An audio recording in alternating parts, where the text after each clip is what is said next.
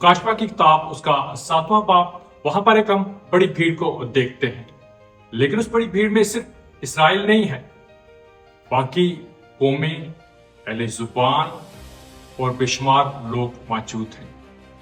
लेकिन वो बड़ी भीड़ हैकल में मौजूद नहीं है। वहां पर बड़े का तख्त है, उसके सामने वो बड़ी भीड़ मौजूद है। इसी तौर पर काशफा की किताब के 21वें बाब के अंदर हम नई यरूशलेम को देखते हैं, लेकिन वहां पर कोई हैकल नहीं देखते। बहुत सारे मसीही ये बात सोचते हैं कि आने वाले वक्त के अंदर एक नई हैकल तामीर होगी। लेकिन जब यीशु मसीह के वक्त में हैकल बर्बाद होने वाली थी और यीशु मसीह ने उसकी पेशनगोई की, तो यीशु मसीह ने तो कोई ऐसा हुक्म जारी नहीं किया कि दोबारा से हैकल तामीर होगी या प्रॉमिस किया कि फिर से हैकल बनाई जाएगी।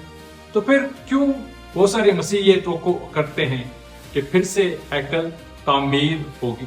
कलाम मुकद्दस के अंदर तो ऐसा कुछ मरकूम नहीं है। बहुत सारे लोग कुछ पुराने अहद की नबूवतों को लेकर लफ्जी तौर पर समझते हैं कि ये पूरी होंगी। मसलन दानियल की किताब, हिजकिय्याह की किताब, ज़करिया की किताब, वहां पर जो नबूवतें हैं उन्हें बहुत सारे लोग लफ्जी तौर पर लेकर ये समझते हैं कि ये नबूवतें पूरी होंगी और फिर हैकल तामीर होगी। लेकिन अगर ऐसे ही एक बात है तो नए अहदनामे में हम देखते हैं हैकल, कुर्बानियां और उसके साथ साथ कहानत, ये चीजें तो यीशु मसीह में पूरी हो चुकी हैं। और कितना अजीब है, फिर से हम सोचें नहीं जी अभी फिर से हैकल तामीर होगी, फिर से कहानत का काम जारी होगा, फिर से कुर्बानियां होंगी। तो ये तो सरासर नए अहदनामे के अगेंस्ट है। अगर हम पुराने अहदनामे की जो नबूवतें हैं उन्हें देखें तो हम किसी भी तौर पर उन्हें नए अहदनामे पर फोकियत नहीं दे सकते। और नए अहदनामे में रहकर और नए अहदनामे के तनाजुर में रहकर हम उन्हें परख सकते हैं और फिर उनके मानी वाज़िह तौर पर समझ आएंगे।